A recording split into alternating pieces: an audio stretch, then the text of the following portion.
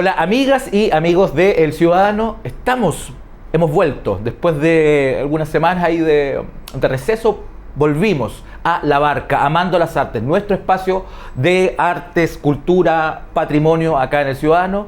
En esta ocasión estamos felices, estoy acompañado porque está candente la contingencia, lanzamiento en poquitas semanas de su quinto libro, ¿no? Escritor, músico, manager, un activo, un comunicador social, don Cristóbal González Lorca. Don Profe Montes, ¿cómo estás? Muy bien, amigo, ¿cómo estás tú? Bien, bien, muy contento, gracias por recibirme. Por favor. Y por este espacio de conversa. No, eso, siempre hay que resolverlo conversando. Obvio. Hay que resolver y hay que construir países y hay que construir sociedades conversando. Así que nosotros felices, nos conocemos ya hace tanto tiempo. ¿Cuánto rock and roll? ¿Cuánto rock and roll entre medio? Oye, a propósito, vamos a hablar precisamente de vuestro, de inmediato, lanzamiento del libro. De hecho, partamos inmediatamente diciendo y después vamos a desarrollar esto. ¿Cuándo? ¿Qué día de marzo? El jueves 13 de marzo. Jueves 13 de marzo. En Casa Conejo, que está en Brown Norte 10, Sí. casi esquina Irarrázaval, a las 19 horas. Ahí vamos a tener un conversatorio con dos paneles, con muchos de los colaboradores y colaboradoras del libro, gente que escribió, con música en vivo.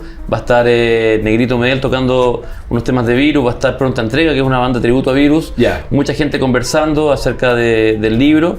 Va a estar bien bonito. Perfecto, perfecto. Entonces, ese día, jueves 13, ¿no es cierto? Jueves 13 de marzo, Virus en Chile, la locura del rock que nos contagió. Quinto libro de Cristóbal González, en donde hay un repaso, vamos a adentrarnos precisamente en cuáles son finalmente las aguas mullidas de cómo nace, porque hay harto de historia, ¿no es cierto?, de oralidad dentro de, Sí. de esta investigación, creo, Sí. ¿no? Sí, Perfecto. sí. Entonces, ya vamos entrando en eso, pero sencillamente para poder poner antecedentes y partir con esto. Amigo Cristóbal, arranquemos conversando. Vamos adelante. ¿Por qué la música? ¿Cómo nació la música? ¿Cuál es tu vinculación precisamente con la música? ¿Cómo tus papás eran melómanos? Cuéntame un poquito de eso. Yo nací acá en Chile el 76, Sí. ¿no? Y pasé mi infancia. En Ñuñoa mis papás no eran especialmente melómanos. Ya. Sí escuchaban hartos tipos de música porque habían viajado harto los dos. Pero bueno, a mediados de los 80 justamente es como la expresión del rock latino, Sí. ¿no?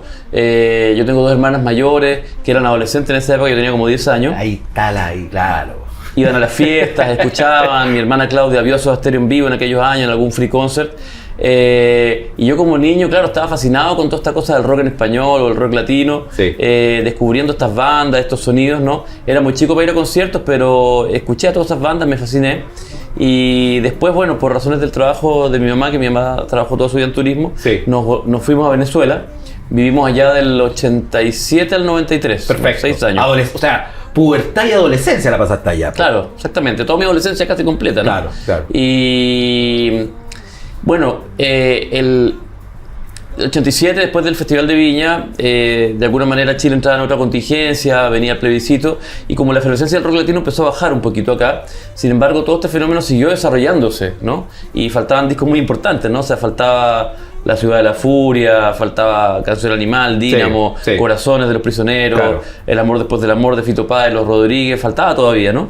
Y todo este movimiento se siguió desarrollando con mucha fuerza en Venezuela, en Colombia, en México, y todos esos años que yo estuve en Venezuela, casi todos los artistas fueron para allá. Yo tuve a Soda Stereo, los vi como 5 veces, a Fito Páez lo vi, a Charlie también. Entiendo. Y en Venezuela había un movimiento contracultural con grupos como Sentimiento Muerto, Desorden Público, Zapato 3 y otros grupos que vinieron después. Y ahora, todo el universo del rock siempre en Venezuela fue un poco más underground, ¿no? O sea, en Venezuela lo que se escuchaba mayoritariamente, o como más masivamente, era la salsa, el merengue, la música romántica. Perdón, entonces, ¿y qué pasa ahí con porque finalmente esto era una posible respuesta, digo, este rock latino a esta mirada más caribeña, si que se quiere decir, ¿sí o no? En lo que pasa en Venezuela en particular. Claro, o sea, es que cuando yo llegué allá, bueno, cada uno de nuestros países tiene sus propias dificultades y tensiones.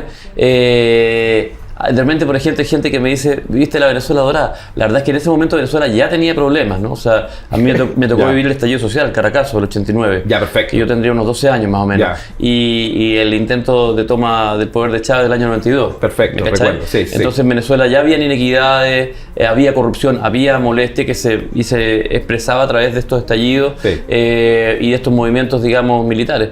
Entonces no estaba todo tranquilo. Y la media, como la más media, los grandes medios masivos en general, siempre tratan como de desviar la atención, apaciguar, ¿no? Y lo que era venezolana de televisión, Televen, etcétera. O sea, había un programa que era como Sábado Gigantes de acá, que era Sábado Sensacional, que era como lo mismo. Sábado Sensacional, yo tengo en mi cabeza esa como el correlato, en este caso venezolano, de lo que pasaba con Sábado Gigantes, sí, sí. Entonces, lo que tú veías ahí, que era el Puma, las Mises, etcétera, o sea, era la parte más cosmética, ¿no? Pero debajo había mucha molestia. Ya. Y aparece todo, o sea, y digamos que las bandas de rock y las bandas de rock de allá sí hablan de lo que está pasando, de ese malestar, sí. Y tienen un lenguaje estético más crítico, más vanguardista, más disruptivo. Y yo llegué allá, yo veía todas estas contradicciones, ¿no? Entre un país que tenía un superdesarrollo, autopistas, hotelería, turismo, pero también mucha pobreza, y veía el malestar latente. Entonces me empecé a identificar mucho con esto, pues yo venía a escuchar el rock de acá, después escuché las bandas de allá y empecé a entender que era una movida regional, ¿no?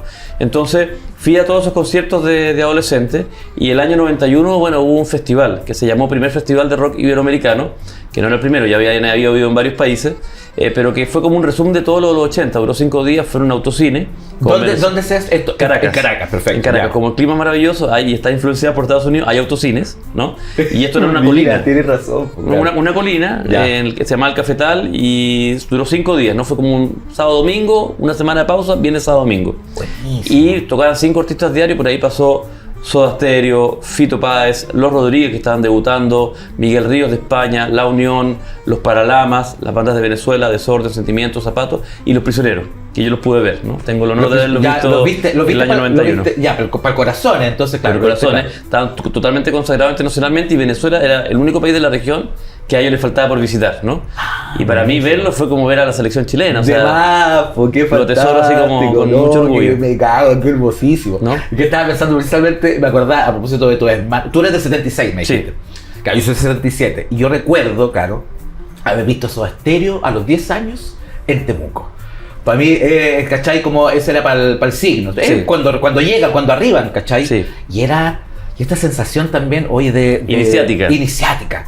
No, y yo tenía 10 años, y mis primas en ese tiempo, saludos para mis primos de Temuco, que me llevaron, qué sé yo, y yo amaba a Soda Stereo, me encantaba lo que pasaba, me gustaba la estética, oye, yo rayaba la papa siendo un niño, y pienso precisamente, y viene un poco esta lógica, este flujo de la hermana mayor, en este caso mis primas mayores, que me llevan y que de alguna manera, ¿cachai? Me introducen, ¿no? Me introducen dentro de eso. Yo justamente ayer, a propósito de los virus, conversaba con un par de amigos que son de nuestra generación, uno que vio a los Virus en Chillán, más o menos a la misma época, porque estas bandas hacían giras regionales, pues, ¿no? Sí. Y otro amigo que vio a Virus en el Free Concert del 86, ¿no?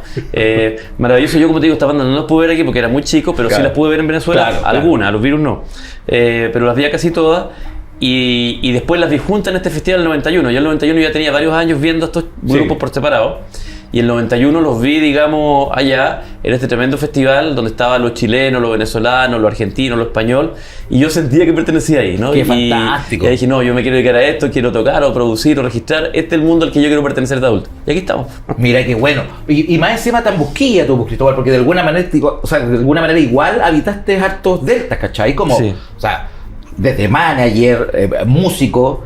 Hablemos, ahora quiero justamente el primer linaje, que tiene que ver como con el que ejecuta la musicalidad y desde el que performa, el que está arriba de un escenario. Sí. Santo Barrio, vamos a partir. Sí. Que más encima ahora se presentan también ahora. Sí, estamos tocando. Mira, eso es una buena noticia. Cuéntame, ¿cómo pasó eso? ¿Cómo sucede? Claro, yo en realidad primero hice cosas...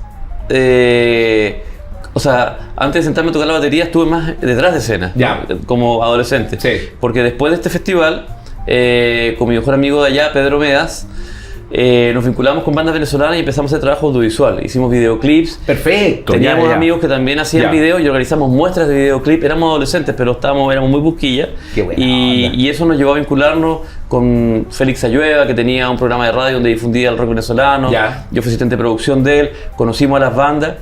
Yo tengo contacto con ellos hasta el día de hoy, ¿no? Y la mayoría de ellos pensaban o me recuerdan más grandes de lo que yo era, porque estábamos muy busquillas, pues, ¿no?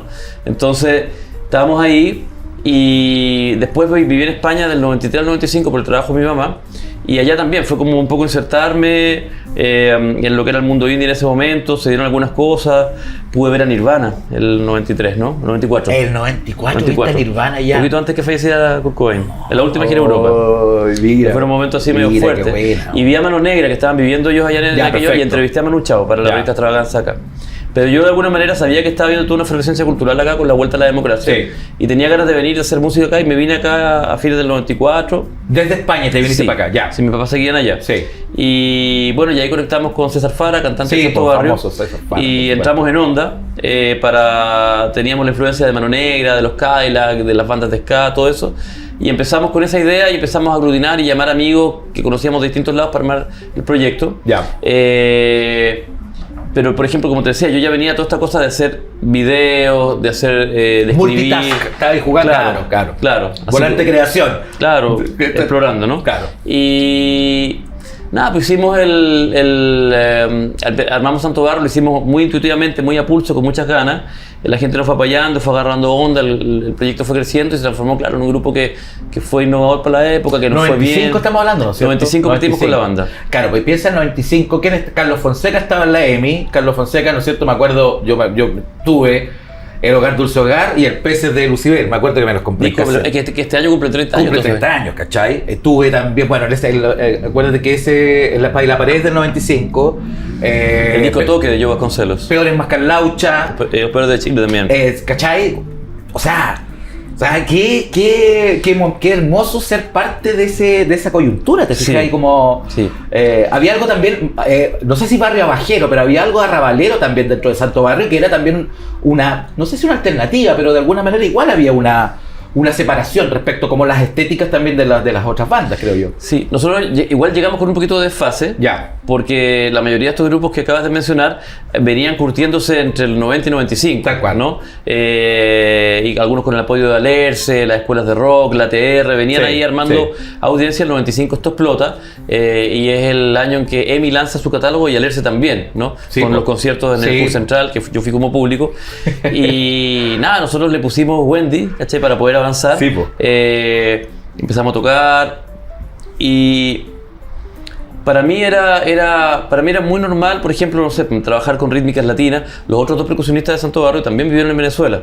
Entonces ese como sabor bien latino que tenía o que tiene Santo Barrio lo tenían incorporado. Claro, se dio de manera muy natural. Sí. Y yo me acuerdo que claro, que una vez Juanito Ayala, que nos vio muchas veces en vivo en esa época, antes de Juana Fe, porque nosotros somos un poquito más viejos que él, me decía, mira, que los había visto en los Usach. Me decía, dentro de las bandas de ska, ¿no? Me decía, para mí los Santiago Rebeldes eran como los Sex Pistols, ¿no? Y los Sandino Rocker era The Clash. Y en Santo Barrio yo veía un bongo, ¿no? Sí, había otra, claro, por supuesto. Entonces, claro, teníamos esta rítmica latina, esta prosa que también era como bien urbana, bien callejera, y hacíamos confluir el ska, el reggae, el rock, lo latino. Tuvimos la suerte de que, bueno, nuestros bronces tocaban harto, venían del Colegio de Don Oriones, el Rafa, que el saxo, venía del Teatro del Silencio. Entonces tenían horas de vuelo. Claro, Fara había hecho talleres de poesía con Redolé, ya tenía una pluma interesante para escribir, ¿cachai? Yo tenía mi experiencia de afuera, entonces en el fondo estaba como el impulso del rock, estaba lo latino, estaba lo literario, estaba la musicalidad, y yo creo que esa fusión, digamos, de ingredientes hicieron algo que fue bien distintivo, llamativo para la época, y por lo mismo tuvimos un under cortito, 95-96, y a fines del 96 ganamos el Festival de Balmaceda, y después entramos al sello Warner y tuvimos una difusión y nos integramos rápido, digamos, al panorama global. Pero sí, yo también siento que una banda especial claro, yo, o sea, en ese momento, por ejemplo, que era un momento complejo, yo me daba cuenta un poco por la sensibilidad que había política, que era todo muy frágil, que había grupos que quizás evitaban pronunciarse tanto porque era un Chile más tibio, más amarillo, ¿no? Acuérdate que éramos los jaguares de Latinoamérica. Piensa que Frey arranca el 95, y tú te das cuenta precisamente, claro, esta cosa como una dificultad respecto como a lo idiosincrático, o sea, como esta identidad que tiene que ver con algo mestizo. Imposible en ese tiempo. Yo creo que habían también ciertas facciones que no estaban de acuerdo con aquello, ¿cachai? Eduardo Frei le negó 16 audiencias a Sola Sierra. Ya. ¿no? O sea, en el fondo se está instalando la idea, o intentando instalar la idea de que el tema de los derechos humanos, out, la modernidad, los jaguares de América Latina, y nosotros veníamos a defender la cultura popular, los barrios populares, el valor de una biografía, de una historia como la de Víctor Jara, que lo versionábamos, rescatar la raíz originaria. Teníamos una canción que es Quinto Sol, donde hablamos del tema de los pueblos originarios, hablábamos de temas de medio ambiente. Teníamos era como una agenda temática, pero teníamos 20 años, o sea, ¿no? Ahora se escribió lo mejor que se pudo, pero a mí me llamaba la atención que de repente algunos, ahora había colegas bien aguerridos, ¿no? Anteriores a nosotros, los fiscales, los miserables, que eran negra, etcétera, claro que es claro, ¿no? Todos ellos nos veían a nosotros con cariño, porque veían que nosotros tomábamos esas temáticas, pero también nuestro lenguaje musical era más pop, entonces nos permitía estar en un sello, tener difusión y llevar estos contenidos a los medios y a otros escenarios. Eso, es que me parece fantástico aquello, porque tiene que ver, ¿cachai? Como ser parte del mainstream, si se quiere, ¿te fijáis? Así como, yo pienso, no sé, cuando pasa con Fiscales y cuando está en Culebra se llamaba, ¿no es cierto? Que era precisamente eso, y cuando escucháis el Traga, que es el disco como desde la oficialidad, desde el mainstream, y que sigue siendo Puntuó, pero igual está más sofisticado, te fijáis en el Traga respecto a lo que pasaba anteriormente con ellos. Ustedes entendiendo finalmente que había algo que desde esta cosa bailable, esta cosa más pop, si se quiere, igual también podían agarrarse más audiencia. ¿Cómo vivieron ese proceso? ¿Cómo lo recuerdas tú, Cristóbal, eso? Ese como de habitar, de tener esta doble militancia, de ser Puntuó, pero no por eso perder, ¿cachai? Como la pista de baile, o la carrumba, o el hueveo, ¿cachai? Éramos re jóvenes. Para mí fue muy fascinante, lo pasamos bien, tengo muchos recuerdos de la época y entre nosotros recordamos todo eso con mucho cariño. Había un sentido de responsabilidad en lo que estábamos haciendo, profesional y todo eso, ¿no? Y de misión también, ¿no? Hace poco vi una entrevista que dimos para MTV y hablábamos del movimiento chileno, de temas sociales. Más chicos sí, ¿no? Pero qué hermoso verse así también. No, como que se cachaba que teníamos ese sentido como de responsabilidad. Y no sé, de repente hay un video de nosotros tocando en Martes 13, en Más Música, ¿no? Perfecto. Y está, ¿cómo se llamaba la conductora? Porque había una... La Tesa es la original, pero después en los 90 hubo... Angélica... la que ex esposa de Cristian de la Fuente. Sí. Angélica... Sí. Súper buena conductora y muy amable, muy cariñosa. Sí. Y entonces, y de repente el Fara así dice, bueno, y un saludo a mis compañeros de la Chile que están en toma, ¿no? Y ella de manera natural, sí, yo también estoy en la Chile, saludos, ¿cachai? Como... Mira, mira la tele, lo entera la weá, qué chistoso. ¿Cachai? Pero era como Angélica Castro. Angélica Castro. Y como te digo, o sea, había como ese sentido, ¿no? Y yo creo que nosotros de repente tocábamos en ambiente a veces súper punk, con los miserables, con los fiscales, en una tocata en contra de que Pinochet fuera senador vitalicio. A los punk les gusta el ska porque les trae un poquito de alegría dentro de un festival donde la cosa está media ruda. El ska es como una poco de alegría, ¿no? Y armonía en ese contexto. Y como íbamos ahí, nos recibían súper bien, ¿no? Y es como, no sé cómo decirlo, pero era como, a veces estábamos en escenarios muy grandes, ¿no? En estadios nacionales, universidades, de repente a veces estábamos en un acto de una población o algo más chiquitito. Para mí todo era fascinante. En mi caso, que yo he vivido fuera de Chile. Entonces, a través de la banda pude conocer mejor mi ciudad, las comunas, pude ir a viajar.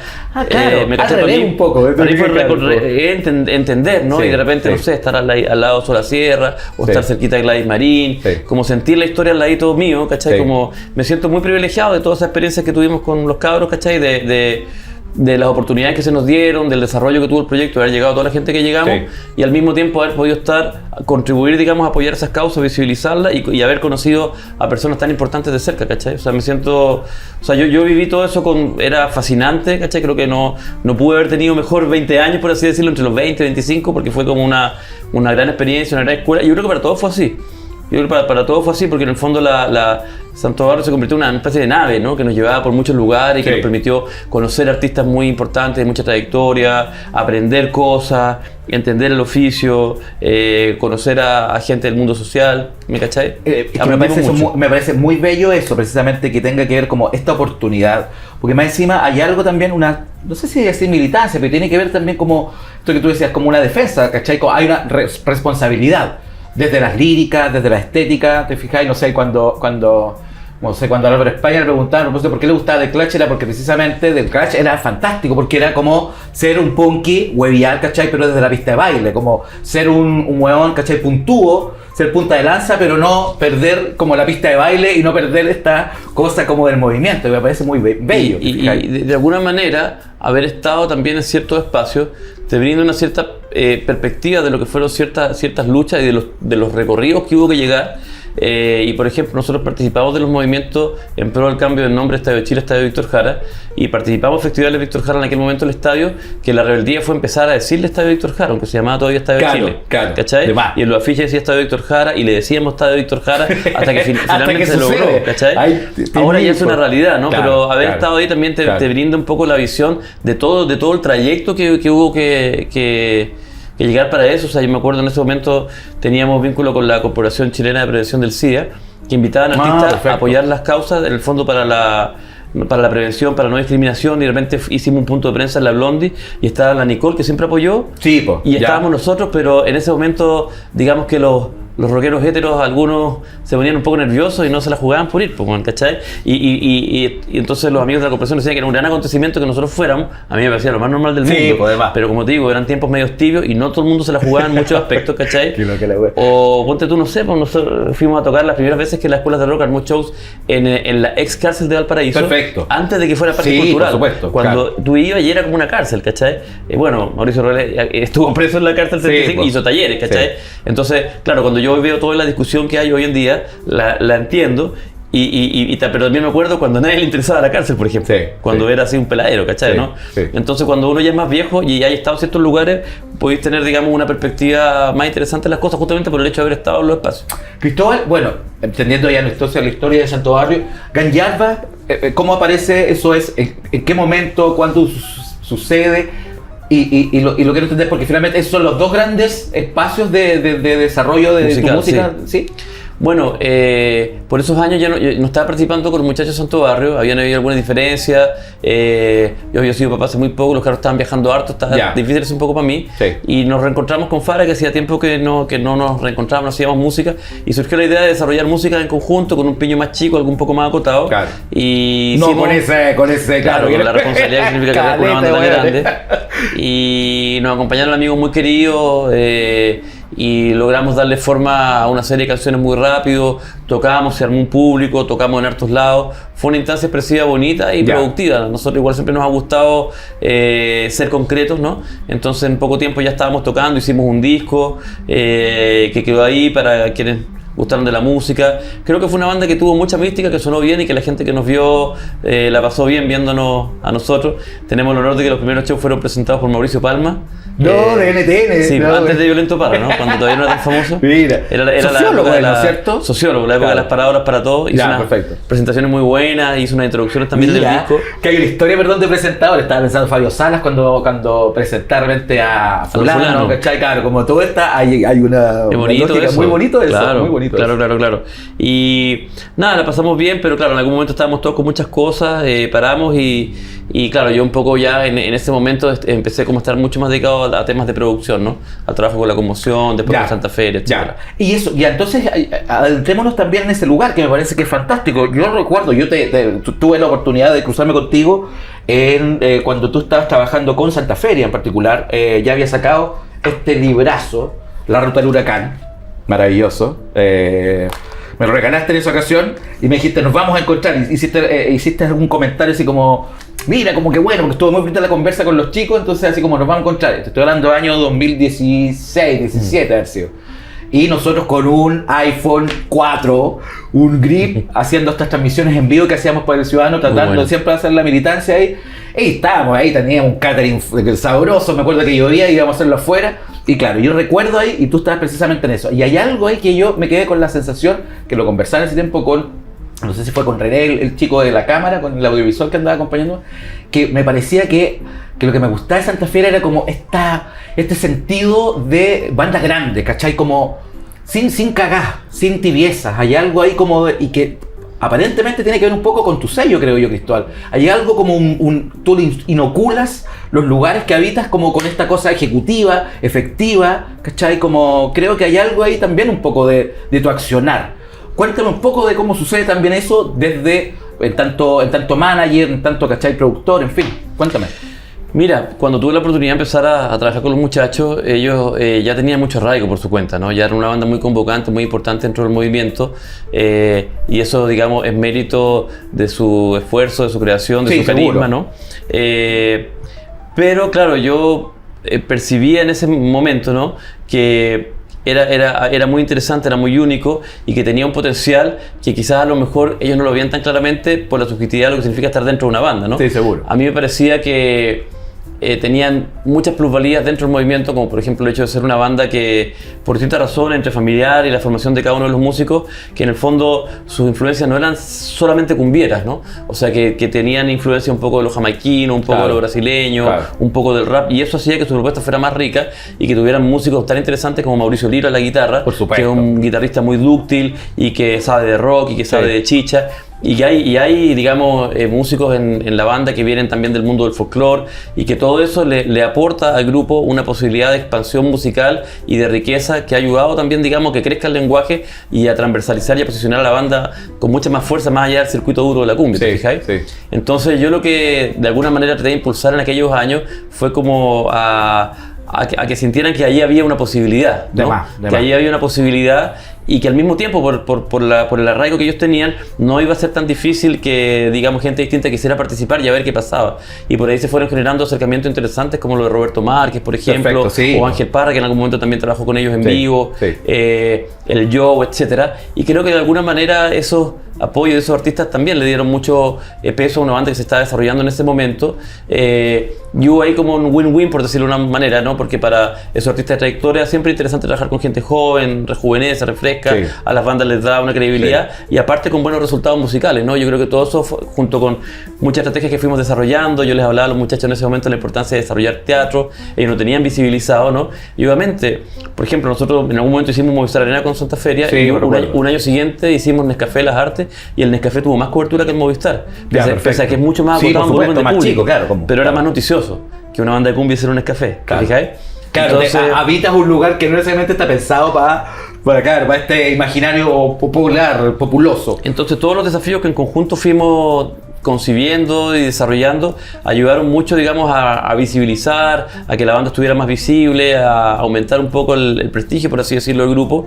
Y bueno, fueron momentos de grandes hitos, trabajaban en conjunto, de mucha felicidad, de mucha alegría. Creo yo que, como te digo, o sea, hay una fuerza ahí creativa, hay un arraigo, hay un vasto comunicante muy fuerte, digamos, con el público que percibe esa autenticidad, esa búsqueda, ese rigor. Y me pasa a mí como que tiene que ver también como con la construcción de equipos. Muchas veces en esta lógica hay una... Desde lo castrado a lo mejor de la industria musical, entendiendo una dictadura que fue tan extensa, tan terrible, que en Argentina, por ejemplo, también, no sé, el 80 y cuando sacaba lo de Videla, el 85, ¿cachai? 83, tenés razón, 83. Entonces, imagínate, y eran años vaciados, durísimos. En Argentina está el rock nacional, no le dicen rock de Argentina, es rock nacional, como una institución, ¿entendí? Entonces hay una lógica como de industria que está mucho más desarrollada claramente en otros países de la región. Y acá en Chile, claro que costó, incluso a la hora de la profesionalización del ejercicio musical. ¿Te fijáis? Como los equipos, ¿cachai? Entonces uno mira, no sé, uno cuando piensa en los Beatles entiende finalmente que George Martin es, por ejemplo, imprescindible dentro de esa lógica. Y así, muchos ejemplos. Y aquí, o sea, que entender precisamente que tú hayas sido de alguna manera, oye, ¿cachai? Como, miren el valor que ustedes tienen en sí mismos, ¿te fijáis? ¿Qué pasa contigo desde esa dimensión tuya como manager, como productor, como parte de estos equipos? ¿Cómo te encuentras con eso? Ahora estás trabajando con Tomo como Rey. ¿Cómo sucede este match, esta forma de acercamiento? Uno trata como de aportar la experiencia y el conocimiento que uno tiene, y justamente, ¿no? Uno ha ido aprendiendo de que trabajar en equipo y trabajar con otra gente potencia y enriquece. Yo anteriormente tuve la oportunidad de trabajar muchos años en el equipo de Joe Vasconcelos y con Joe aprendí mucho. Creo que Joe también, por el hecho de ser chileno-brasileño y haber tenido una vida profesional en Brasil, que el medio brasileño también tiene eso común el argentino, que es un ecosistema y que los artistas colaboran unos con otros. Y creo que Joe durante los años 90 y a lo largo de su carrera dio, digamos, muy buenas referencias de colaborar. Grabó con Los Fiscales, grabó con Santo Barrio, qué sé yo, apoyó a las Mama Soul, por decir algo. Siempre interaccionó con otros artistas, ¿no? Apoyó a Cholo Mandinga, el primer disco de Chico Trujillo se grabó en el estudio del Joe. La cantidad, digamos, de artistas a los que Joe ha ayudado o ha colaborado, les ha enseñado cosas o ha ido con sus tamborcitos a tocar son incontables, ¿no? Yo en algún momento llevé un registro y el mismo César, que es el manager de Joe, y yo no lo podían creer, ¿no? Pero ese registro que tengo yo igual es un poco impreciso porque... son muy caros, o sea, claro. Entonces... Pero yo creo que el Joe al hacer eso también es una escuela, ¿no? O sea, creo que de alguna manera nos enseñó a los de mi generación y posterior el valor de eso, que acá en Chile justamente por una cosa de modelo político y por todo lo que pasó, tendemos a ser un poco aislados, un poco desconfiados, fragmentados, un poco celosos, un poco competitivos y nos cuesta entender que en la interacción con el otro tenemos la posibilidad de enriquecer, digamos, de manera importante la narrativa, el lenguaje, lo estético. Y creo que Joe, digamos, nos enseñó todo eso y es una cosa que uno trata como de aplicar, ¿no? La valorización de la biografía, de la historia. En este momento que estoy trabajando con Los Tomos como Rey, también es una banda que ha luchado mucho, que tiene sus hitos, que tiene sus singles, sus viajes afuera, pero desde en la interna tampoco se estaba tan visibilizado, entonces en el fondo empezamos a trabajar para conmemorar los 20 años del grupo y visibilizar, ¿no? Su historia, que vienen del Nacional, la participación dentro del movimiento de la Nueva Cumbia, sus singles, los viajes para afuera, ¿no? Y ahí en conjunto, bueno, fuimos desarrollando muchas cosas, los viajes, lo del Mue, que funcionó muy bien, y el documental que se acaba de editar, que está en YouTube, ¿no? Por los 20 años de Los Tomos, donde se ve un poco este apadrinamiento que tienen en sus primeros años de Tommy Rey, de Joe Vasconcelos, los discos que han producido junto a Los Auténticos Decadentes, todo ese proceso, y todo lo reciente, ¿no? De México y lo del bueno, como a ellos, digamos, como una banda atraviesa 2 décadas con tantos cambios culturales, es un poco la persistencia y el trabajo y el profesionalismo y el ser exigentes, ¿no? O sea, entender que el rigor también un poco te va diferenciando en positivo y te permite seguir vigente. Me gusta eso, me pasa que pensaba como en esto de encontrarse con la persona precisa que justamente viene, tú estás tan cerca del bosque que no te das cuenta, ¿cachai? Del árbol, porque vengan otras voces y te digan, bueno, ahí hay un valor, esto sucede, o sencillamente empujarte y decirte, weón, lánzate al vacío, ¿cachai? Como lo pensaba alguna vez que me encontré con Claudito de Kikoyoma, y que en alguna conversación contigo te dice, weón, escribe, weón, a propósito de sus crónicas, ¿cachai? Del inframundo, que tenían que ver con esta historia de él, en tanto músico callejero, y que él me lo comentaba tomando un café, así como en el centro, y decía, weón, mi conversa alguna vez con Cristóbal fue determinante, ¿cachai? Para lanzarme al vacío y, weón, y publicarte, fijáis, como... Es un libro maravilloso. Sí, pues bellísimo. Porque imagínate dónde él estaba. Claro. ¿No? Dónde vivió él, todo el estallido de la pandemia. Y en el fondo es un registro impresionante, ¿no? De todo lo que fue ese momento, sí, ¿no? Como cantor, en el metro, y aparte que él es un excelente narrador y un gran amigo. Sí, claro, yo creo que eso es muy importante porque en el fondo a veces uno no se da cuenta, ¿no? Y un poco también la idea de escribir viene de ahí, ¿no? O sea, cuando has estado en hartos lugares y has visto cosas muy de cerca que son muy valiosas y que de repente no todo el mundo las visualiza tan claramente, creo que es importante dejar un registro. Creo que es un poco egoísta no hacerlo. Y este pase gol que lo hice intenté ponerlo con maestría, era precisamente porque entré a tu dimensión de escritor. Porque claro, y dedicarte precisamente a abordar desde la escritura imaginarios musicales en un país que también, o sea, como que la música popular también estaba confinada, necesariamente estaba relegadísima. Enhorabuena Fabio Sala, enhorabuena Juan Pablo González, enhorabuena, ¿cachai? Como, no sé, los Oscar Olsen, gente que de alguna manera se dedicó también a hacer registro, a hablar a propósito de la música, y estoy pensando en Joanna Watson, estoy pensando, qué sé yo, tantas personas que se empezaron a dedicar a eso, y me parece hermosísimo, la Marisol García, ¿cachai? Es bellísimo. Entonces ahora, qué buena onda ver eso y verte a ti en este 5.º libro, cómo empezó también, tú te dedicabas a la escritura, cómo pasa finalmente a cambiar este lenguaje, que lo escritural no necesariamente es lo musical, ¿cachai? Como... Yo había escrito antes, ¿no? Ya. Había escrito para algunos fanzines indie español. Perfecto. Había escrito también para la revista Extravaganza a principios de los 90. Sí. ¿Te acuerdas de la entrevista a Manu Chávez Sí, cuando estaba sí, acá y tal? Y colaboré también con otros medios escritos, pero siempre aportando un comentario de un disco, una crónica de un show, cosas así más acotadas. Yo veía el libro como una banda de rock progresivo, como la salsa, como algo muy grande, muy una difícil. canción de 12 minutos, claro. Claro, no me sentía con las competencias o la herramienta de asumir un desafío de esas características, pero claro, algunos amigos me decían que yo escribía bien, que podía atreverme a dar un paso así en algún momento. Y yo tenía mucho escrito sobre Santo Barrio y integrantes de la banda me dijeron, mira, o sea, la historia nuestra que es tan interesante no está tan consignada de manera escrita, es muy poco probable que alguien se anime a hacerlo si no seas tú, hazlo. Bueno, me lancé con un borrador, ¿no? Me lancé con un borrador que tuvo una forma interesante, fue bien extenuante, porque no tenía experiencia y escribí mucho. Ya. Y me costó un poco encontrar editorial hasta que encontré a Miguel Borter con su editorial en ese momento, Más que Libros, ¿no? Perfecto, ya. Y Miguel había sido también exalumno del Instituto Nacional. Dale, ya. Y colaborador de Los Miserables. Y él había visto a Santo Barrio cuando tocamos en el Mister Institutano en el año 97. Ya. ¿No? Un show mítico que vio mucha gente. Joanna Watson también estuvo en ese show en el año 97. Ya, mira. Y nada, Miguel tenía muy buena onda con la banda, nos conocía muy bien, entonces revisó el libro, le gustó y dijo vamos, y lo trabajamos harto tiempo, 1 año y medio, 2 hasta que tomó forma. Ya. Y el 2016 pudo salir y claro, gustó mucho, qué sé yo, a los integrantes, a los fans, a la gente que le gustaba el grupo, a gente de la época, porque hasta ese momento todavía no había mucha literatura musical de los 90, ¿no? Ya estaba el libro de Panteras Negras, la novela de los fiscales, Sí. no habían salido libros que salieron después.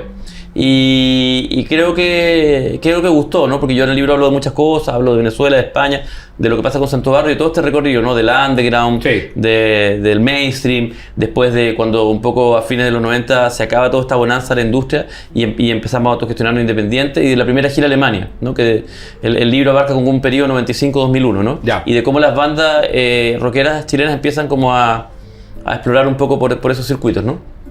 Entonces, después de ahí como que me lancé. Ya en esa época ya estaba cerca trabajando con Santa Feria. Les propuse a los chiquillos hacer este libro de crónicas, ¿no? Sí. Lo fui haciendo viaje por viaje. A ellos les gustó mucho. Y yo cada tanto vuelvo al libro, por ahí encuentro cosas interesantes. Por ejemplo, por estos días estaba leyendo un pasaje del de Santa Feria, aunque sea un poquito autorreferente. Dale, por favor, estamos hablando de ti, por favor, Cristóbal. Habla de ti. Y hablo escribí, ¿no? Acerca de un viaje que hicimos con los muchachos a Nancagua, ¿no? Perfecto, al ya. sur. Y en ese show, era un show en una municipalidad que tocaba Santa Feria y Javier Amena, ¿no? Que estaba muy de moda en ese momento. Ya. Y bueno, una localidad al sur, más bien rural, ¿no? Y llegamos y tal, y me acuerdo que y ahí escribí, ¿no? Que había como un señor como ligado a la municipalidad que estaba haciendo los transportes internos, ¿no? O sea, llegamos con el bus y este señor transportaba, qué sé yo, a la banda o a los técnicos a probar, Ya. o al hotel o a almorzar. Era encargado de El transporte ya, interno perfecto. de nosotros y también del staff de Javier Amena. Y en algún momento como que dejé a los técnicos y después voy a buscar a la banda, y en algún momento me vi como en ese vehículo yo solo con este caballero que era muy mayor. Y él temprano había transportado al staff de Javier Amena. Entonces, y de repente el caballero me dice, oiga, ¿usted vio a las niñitas de la Javier Amena? Porque era un staff que eran puros femeninos, ¿no? Sí. Y con un impronta muy LGBT, obviamente, el staff. Sí, por ¿cachai? Entonces, y el caballero me dice así como, ¿usted las vio? Y le dije, sí. Sí. Y las vio. No, es que yo andan tomadas de las manos, no estoy- es demasiado para mí, perdón, pero yo no puedo con esto, Y yo, ok. Me afectó. Y el caballero dice, y más encima son vegetarianas. ¿Cachai? Puta, ya, qué botando. Mira en la cama del caballero. Es un momento demasiado bueno para no escribirlo. Claro, ¿Cachai? claro. ¿No? Porque ¿de qué te habla el momento? El momento te habla de un choque generacional, Sí. cultural, ¿cachai? El caballero estaba atrapado, ¿no? Tenía que contarle a alguien, expresarle esta sensación. Nosotros somos gente más progresista, venimos de ciudad y para nosotros todo ya es muy normal, Sí. ¿cachai? O ya lo era hace 10 Sí, o 20 años, etcétera, ¿no? pero para él no necesariamente. ¿Me cachai? Pero eso te va demostrando cómo los cambios culturales, según las comunas, los territorios, las regiones, las épocas, son más graduales, De más, ¿cachai? de más. Y claro, obviamente que el caballero ya sabía que no podía decir eso abiertamente y se permitió hacer su catarsis, digamos, conservadora frente a mí. Primero necesitaba un hombre. Un hombre, Claro, ¿cachai? ¿cachai? Claro. Y esperó encontrar encontrar en mí una especie como de, sí, por supuesto, terrible. No, pero no, está un escándalo, ¿no? Y como yo no lo seguí, en todo caso yo no discrimino a nadie. No, muy chistoso, como club de la comedia, ¿no? Así como que nada contra ellos, ¿no? No, pero claro, hablando de la herida, el viejo. Entonces, en estos peregrinares, ¿no? Donde van pasando estas cosas y se dan este tipo como de situaciones, o sea, creo que es importante dejar una consignación. O sea, la historia muchas veces transcurre en el escenario, pero también transcurre abajo, en estas pequeñas conversaciones donde te dan estas aproximaciones. Y donde te hablan de muchas cosas, ¿no? Como las crónicas de Redolé, donde de repente hay en sus memorias, hay un capítulo donde él habla de muchas entrevistas en radios de regiones donde le han cambiado el nombre, ¿no? Cuénteme de su disco ¿Quién mató a Gregorio? Claro. Cosas así, ¿no? Que finalmente, ¿de qué te habla eso? Te habla como de las distancias culturales, sí. de que a veces uno como artista se siente súper importante, pero después va un poquito más allá, vaya a la canta y no eres tan conocido como pensaba. Sí, entonces, sí. ¿Cachai? De la pega constante que tenemos que hacer para visibilizar lo que hacemos y de cómo hay que hacerlo de manera también pedagógica, amorosa, divertida, para que no suene... Porque hay artistas que cuando se enfrentan a eso, a que tu contraparte no cacha mucho de ti, se indisponen, ¿no? Sí, como sí. Los amigos de The Cult, ¿no? ¿Qué sabes de The Cult? ¿Qué sabes? Claro, sí, pues. Sí, nosotros en nuestra experiencia, bueno, tenemos, mira, te cuento de mi banda, ¿cachai? Sí. Porque lo más probable es que no sepan, ¿cachai? No, entonces claro, hay que ir ahí a hacer una pedagogía, sí. Y en esa pedagogía uno va aprendiendo también, porque ellos también te van a hablar de sus bandas de la comuna, de la región. Y seguro, pero no tiene que ser desde la indignación, que es lo que le pasó al muchacho de The Cult, que estaba un poco así como iracundo. Bueno, está bien, bueno, en fin, cada uno. Me estaba acordando en ese registro, cuando, en este disco de Matorral, donde dice como, con raíces Flox, en un concierto y habla de las raíces Flox de Matorral, como en vez de raíces Fox. No, impresionante eso, ¿no? Claro. Las raíces Flox, pues, entonces yo eso lo trato de consignar, o sea, en estos escritos uno siempre habla, qué sé yo, de los grandes hitos, obviamente, pero también de estas pequeñas cosas, de esta pequeña conversación de pasillo. La microhistoria, claro. Microhistoria que también yo creo que grafica una sensibilidad y un momento, ¿no? Virus. Adentrémonos, ya tienes libros a propósito de, ¿no es cierto? Ya hemos hablado de tu mirada también de la región de Latinoamérica, lo que pasa con los prisioneros en particular, en fin, tienes, ¿no es cierto?, lo que pasa con el ska también, pero este es tu último hijo, hija. Literario, sí. ¿Cómo sucedió? ¿Cuál fue el trigger, el gatillante para que tú dijeras, oye, ¿qué pasa con Virus? Desde la admiración, imagínate, no sé, cuéntame un poquito, ¿cuál es la razón? Claro, ¿cuál es la razón de por qué sucede? Bueno, los amigos de esta editorial, Biblioteca de Chilenia, me plantearon este proyecto el año pasado, ya. Me sorprendió un poco. Ellos me lo plantearon, bueno, ya. Ellos habían leído algunas cosas que yo había escrito sobre la banda. Perfecto. Y sabían que un poco mi especialidad es el rock latinoamericano. Sí. Y me llamó mucho la atención porque, claro, yo de niño, o sea, los escuché como escuché todo el rock latino, pero claro, o sea, en un momento fallece Federico Moura. Yo no sé exactamente cuáles son los tiempos porque después ellos se rearticulan y siguen tocando como Virus. Sí. No sé si eso es inmediato o un poco después. Y yo sé que ellos siguieron tocando dentro de Argentina y que en algún momento empezaron a volver a venir acá y fueron a México, pero entre el 87 y el 93 no fueron a Venezuela. Y los Virus no sonaban, no iban. Yo le pude dar seguimiento al movimiento y pude ver a todas estas bandas que te dije, a los Soda, a Fito, a Charlie, los Paralamas, etc. A los Rodríguez, que eran los Rodríguez, que españoles argentinos, claro. Sí. Pero un poco perdí de vista a Virus porque allá no sonaban y no iban y un poco se me fueron un poco. O sea, los recordaba, pero como que los perdí un poco en la panóptica. Sí. Y después cuando volví acá en los 90 me di cuenta que era de la banda de la época que seguían sonando y que tenían mucho respeto y credibilidad en músicos, ¿no? Y músicos diversos. Gente pop, gente underground, como que había una mística que los hacía dignos de una respetabilidad muy transversal, me llamaba la atención. Y un poco más grande me fui como metiendo y los fui revalorizando, te fijé, redescubriendo. Sí. Y me fui dando cuenta, en el fondo, como que habían sido una banda muy precursora, anterior a Soda Stereo, con una búsqueda musical muy vanguardista, con un desarrollo lírico y musical muy interesante, que en lo musical habían sido muy vanguardistas, muy influyentes. Y qué sé yo, en algún momento accedí a los compilados, después al disco Locura, después al disco en vivo. Y en algún momento conseguí en el 2015 el disco de los 30 años de Locura. Perfecto, ¿no? Donde están los hermanos Moura con distintos invitados, están los Miranda, los Babasónicos. Y ahí fue como que yo ya me había enamorado de adulto de los Virus, ¿te fijáis? Y en paralelo, un poquito después, bueno, aparece el libro sobre Virus escrito por Marcelo Moura, donde pude adentrarme un poquito más en la historia de los hermanos, de la familia, de Jorge Moura, que es el hermano detenido desaparecido que tienen ellos. Por supuesto. Y ahí le fui agarrando mucho más respeto. En el intertanto, yo había tenido la posibilidad de conversar algunas ocasiones con Joe Vasconcelos respecto a su relación con los Virus, que los había conocido en Brasil y tal. Entonces ya tenía el mapa como mucho más claro. y también tenía como una radiografía de bandas que los habían versionado y tal. Entonces yo ya me había dado cuenta, yo ya sabía el peso que tenían. Y cuando me hacen la propuesta me pareció muy interesante. Estaba bien armado, ya estaba bien robusto, claro. Sí. Y me pareció muy interesante además porque en el fondo, o sea, creo que son una banda vanguardista de la cual hay muchas cosas que decir aparte de su relación con Chile. Claro. Creo que hay mucho cariño, creo que acá no se había escrito tanto sobre ello. Y la verdad es que también un poco para el momento político que estamos viviendo con esta vuelta, estos neoconservadurismos en Estados Unidos y en Argentina sobre todo, ¿no? Que son muy negacionistas de los derechos de las mujeres, de la diversidad sexual, de las distintas orientaciones, etcétera. Me parece que también es un gesto político relevar a una banda de una impronta queer como Virus, ¿no? Y a un ícono, digamos, de la defensa de la diversidad sexual como Federico Moura. Entonces el libro también toma, digamos, un cariz político, sobre todo hoy 2025. Qué fantástico eso, me parece que, y precisamente lo pensaba, mira, fui con mi señora ahora en diciembre para el Santiago Rock City, creo que se llama, donde estuvo Santiago Rock, sí. Santiago Rock se llamaba precisamente, y estaba Miguel Mateo, bueno, en fin, Claudio Narea, que habían reversionaron La Voz de los 80, hermosísimo, fabuloso, Baiano, ¿cachai?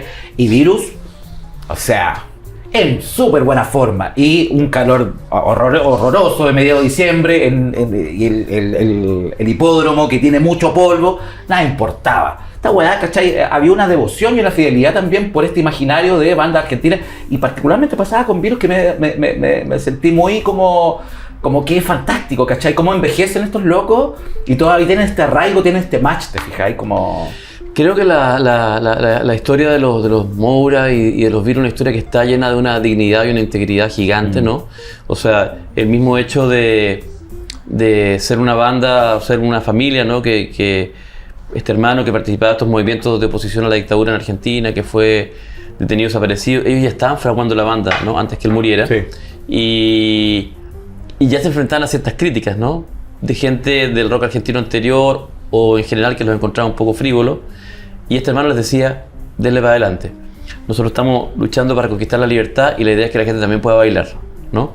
Entonces... Ahí estaba aleonando a él desde otro lugar, claro, como... Esto es lo que tienen que hacer, esto es lo que tengo que hacer yo, esto es lo que tienen que hacer ustedes, ¿no? Sí. Entonces, de alguna manera, ellos sabían que estaban... se enfrentaron, ¿no? Se enfrentaron, digamos, a los prejuicios del rock argentino anterior, que era más solemne, que lo encontraba frívolo, etcétera, que fue una acusación, digamos, que corrió para todo o gran parte del rock argentino en los 80.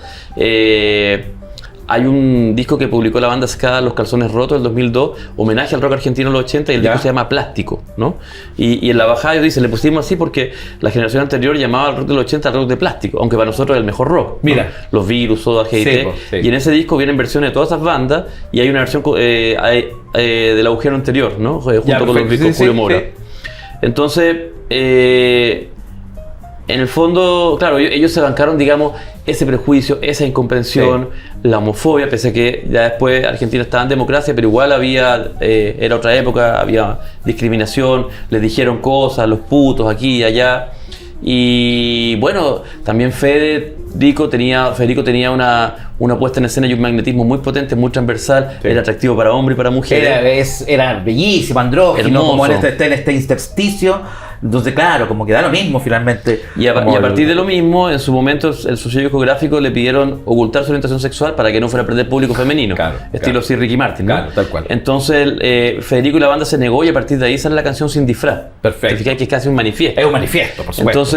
Entonces, es una banda que la historia del hermano tampoco la quisieron hacer pública en aquellos años porque no querían colgarse de eso o validarse a través de eso. Entonces, siempre pensaron que que el tiempo, su consistencia musical y artística les iba a dar la razón versus los prejuicios, versus la homofobia, y aparte la integridad política. Junto con los Violadores fueron las únicas bandas que se nos va a tocar en los conciertos en apoyo a los soldados de las Malvinas, ¿no? Recuerdo perfectamente, que hasta León Gieco participó de eso, pero claro, desde incauto, torpe, ¿cachai? Claro, como en fin. En el documental Rompan Todo, León Gieco habla de los Virus y de los Violadores, y dice, tenían razón. Sí. Tal cual. Los pibes tenían razón. Los pibes tenían razón, claro, precisamente. Entonces es una banda de una dignidad y una integridad impresionante, que se traduce en la tremenda música que hicieron. Y bueno, y ahí tiene el testimonio de Joe, ¿no? Que compartió con ellos en Brasil, Sí. cuando estaban grabando Superficie de Placer, y que es cuando diagnostican a Fede, ¿no? Ya. Fede estaba muy debilitado en términos de salud, y aún así la banda y con Fede hicieron un esfuerzo sobrehumano para sacar ese disco adelante, y Joe fue testigo de todo eso, ¿no? Por eso lo ha contado y aparece en el libro, Sí. porque en el fondo no puede atestiguar un esfuerzo de una producción que es uno de los mejores discos del rock argentino y no contarlo, Claro, ¿no? claro. El esfuerzo que había en esa familia, en esos hermanos, entonces es gente muy digna que dio lo mejor, y lo que han hecho Marcelo y Moura de seguir adelante con la banda, que en su libro Marcelo lo cuenta, ¿no? Que hay gente que lo criticaba, que le decía bolichero, así como que está administrando una franquicia más o menos, Ya. ¿no? Pero en el fondo lo que ellos han hecho es con mucha dignidad mantener un legado vivo en los escenarios, Sí. y mantener viva también la imagen y el recuerdo de su hermano, ¿no? Cantando las canciones Sí. en los escenarios, entendiendo que también era una banda donde todos se hacían conjunto, ¿no? Los otros integrantes también aportaban, Por supuesto. en la magia, en la poesía, en la literatura de los virus. Entonces todo eso es importante consignar, ¿no? Toda esa biografía, ese impacto y lo que fueron generando en la audiencia acá en Chile. Para cerrar, querido Cristóbal, tenemos 2 momentos. Aquí el equipo está ahí. Tenemos el primero, mira, con Emilio en las tardes de calor, esas noches de calor, estas tardes de calor, realmente le gusta, es melómano, amigo músico. Entonces, de repente le sugería John Coltrane, mis cosas favoritas. Y tenemos un espacio que se llama Mis cosas favoritas. ¿Cuáles son tus productos culturales, tus piezas que tú podrías decir son favoritas? En fin, nos han dicho de todo, ¿cachai? Acá, como desde literatura. Recuerdo que la Paula Charima hablaba que le gustaba Eros Ramazzotti. En fin, ¿cachai? Como, cuéntanos un poco cuáles son tus cosas favoritas. En este tiempo, a lo mejor eso va mutando, van cambiando, ¿te fijáis? Como... Me gusta mucho escuchar vinilo. Perfecto. ¿No? A veces no siempre tengo el tiempo, pero si lo puedo hacer, siempre es una experiencia maravillosa. Ya. De lo que sea. En cuanto a la música en vivo, disfruto más, por ejemplo, un concierto en una sala de teatro que en un bar o que en un estadio. Ya, perfecto. ¿No? Me gusta poder sentarme y apreciar cómodamente la puesta en escena, la iluminación, la musicalidad, ¿no? Cuando se da la oportunidad. ¿Recuerdas alguna presentación que dice, qué buen concierto en el que estuve presente? Que, ¿cachai? Como y tienes la oportunidad de haber visto muchas bandas en distintas partes. Entonces, ¿conservas algún concierto favorito quizás? Mira, por ejemplo, tengo un muy buen recuerdo de haber visto un show que creo que fue los 30 años del disco Re de Café Tacuba. Ya. Que fueron en el Café de las Artes. Perfecto. Ya. ¿No? Y fue un lujo haber visto los Café Tacuba ahí, en el teatro, ¿no? Éramos como 1000 personas, con la tremenda puesta en escena. 2014, claro. ¿no? Porque el Re es del 94, sí, ¿no? 94, claro. Tengo un súper buen recuerdo de ese show. Bueno. Tengo un muy buen recuerdo de haber visto... Y perfecto, y el Café de las Artes suena a la raja, ¿cachai? Es tan íntimo también, como... Tengo un recuerdo también de haber visto un show quizá un poquito antes, no recuerdo bien la fecha, de Lila Downs de México, Perfecto, también ya, en el Teatro ya. Oriente, también, ¿no? Que ella con la tremenda voz que tiene y con los músicos gigantes. Recuerdo también haber visto un show por esos años muy bueno de un grupo que se llama Chicha Libre, Ya. que son un grupo multicultural, liderados por un francés que viven en Nueva York y que han hecho como un revival de la chicha. Ah, ya, perfecto, ya. ¿No? Ya. Son peruanos. Ya. Son músicos de distintos lugares del mundo que han Entiendo. hecho como un revival de la chicha y muy vanguardistas, que hicieron un show en el GAM también, ¿no? Y que los vi y fue así fabuloso. Buena. Oliver Conan se llama el líder de la banda, ¿no? Ya, Tremendo, ¿no? ya. Estoy diciendo un poco los primeros que se me vienen a la cabeza, ¿no? Libros. ¿Hay algún libro en particular que tú digas, es mi cosa favorita? Hace poquito con Johanna vimos un show formidable de Aguaturbia en la sala SCD de la Plaza de Gaña. Mira. Impresionante cómo Mira. suenan los Aguaturbias, cómo canta Denis, Maestro Corales. Ah, qué Nos fantástico. encontramos con Fabio Sala y es como... Yo me siento en esa butaca, me siento privilegiado de estar viendo esos monstruos así Sí, frente qué a mí. fantástico. Yo vi a Willy Cavallo, vi en vivo. Wow. Sí, lo alcancé a ver. Wow. A un año, poquitos años antes de que muriese en el Centro Cultural España. Un prócer. Una presentación que te caga, de una belleza. Entonces, en fin, qué lindo, me conecto mucho con lo que está diciendo Agua Turbia. Sí. Fantástico. ¿Algún libro en particular? O par de libros que tú digas, oye, una Biblia. O yo lo consulto. Vuelvo a libros cada tanto, pero por ejemplo hay un libro que yo leí en mi infancia y que cada tanto vuelvo, que es Relato de un náufrago, Gabriel García Márquez. Perfecto, ya. Lo leí en Venezuela y pese a su simpleza y a lo que narra, me parece que tiene tanta humanidad, ¿no? Y que es tan emocionante y está tan bien escrito, ¿no? Ese es un libro al que vuelvo cada tanto. A ver, con frecuencia vuelvo a los de Galeano, a El fútbol a sol y sombra, Ya. Las venas abiertas de América Latina. Por supuesto. cada tanto vuelvo, en estos días estuve leyendo el Boogie Sudaka de Fabio Sala, ¿no? De Fabio Sala. Estuve leyendo la parte donde él habla de Guara, por ejemplo, el pajarito araya, como... es muy emotivo leerlo a él también con toda su fibra literaria, ¿te fijáis? Y por ahí voy variando, ¿no? Hace poquito también estuve revisando algunas cosas de la primera biografía de Violeta Parra que hizo Patricia Stambo. Sí. Un librazo, ¿no? O sea, como... Ahí voy navegando según cómo vaya el día. Qué bueno, fantástico. Ya, y aquí, y tenemos un último momento, te vamos a pedir. ¿Se nos ocurrió alguna vez en estos afanes y en esta necesidad de decirnos cosas? Aquí está, perfecto. Teníamos acá al pequeño Dios, le pedíamos, porque el poeta es un pequeño Dios, y el creador, y el gestor, y el manager, es un pequeño Dios. Y le pedimos cosas. Imagínate que aquí está este pequeño Dios, querido Cristóbal. Le puedes pedir lo que sea, para ti, para la industria, para la escena, lo que tú quieras. Tienes la oportunidad. Ojalá que lo cumpla. Nosotros siempre, cada capítulo le pedimos al pequeño Dios deseos. ¿Qué le pedirías a este pequeño Dios? Aunque suene un poquito hippie, creo que estamos en un momento mundial muy bélico. Creo que hay distintos tipos de guerras tradicionales, guerras económicas, guerras culturales. Creo que más que nunca falta el diálogo, falta el entendimiento, la voluntad política, para no entrar, digamos, en una dinámica fratricidia. Entonces, si hay instancias para ponerse un poquito más profundo, yo deseo así como con todas mis fuerzas que prime la cordura, que prime el raciocinio, que prime la diplomacia, que a veces se le miran menos, pero la diplomacia evita guerras, ¿no? Entonces, estamos en un momento donde hay a nivel mundial mucho atrincheramiento. Nosotros, como somos medio aislados, a veces no entendemos mucho lo que está pasando, pero el momento mundial es sumamente delicado y hay muchas cosas en juego desde el punto de vista medioambiental, geopolítico, económico. Ya venimos de una situación muy ruda a nivel mundial que fue la pandemia, entonces ojalá que con todo lo que está pasando a nivel mundial, que palabras como estas puedan ayudar a tocar los corazones de quien haya que tocarlos, para que prime un poco la cordura y el diálogo y no primen los atrincheramientos ni las confrontaciones al nivel que las estamos viendo. Perfecto. Pequeño Dios, ya escuchaste ya. Te quiero agradecer profundamente, querido Cristóbal, el que hayas aceptado la invitación. Conversé con Joana, lo hablamos yo estaba justamente Guata al Sol, en Coñaripe, y decía, ya, primer invitado, a propósito, tratando de hacer calzar, entendiendo que vas a lanzar este 13 de marzo, y de hecho te voy a pedir después que le hagas a la cámara y hagas la invitación, para que lo tengamos como capsulita y podamos pasarlo a través de nuestras redes. Y pensaba tenerte invitado, me parecía, nos debíamos esta conversación hacía muchos años, así que feliz de que hayas aceptado. La disfruté mucho, de comienzo a fin. Fantástico. Gracias. Y querido Cristóbal, por favor, a esa cámara, la invitación de lo que va a pasar con Virus en Chile, y te paso el libro para que justamente hagas la mención ahí a esa camarita. Amigas, amigos, tenemos acá Virus en Chile, la locura del rock que nos contagió, mi quinto libro, editado por Biblioteca de Chilenia.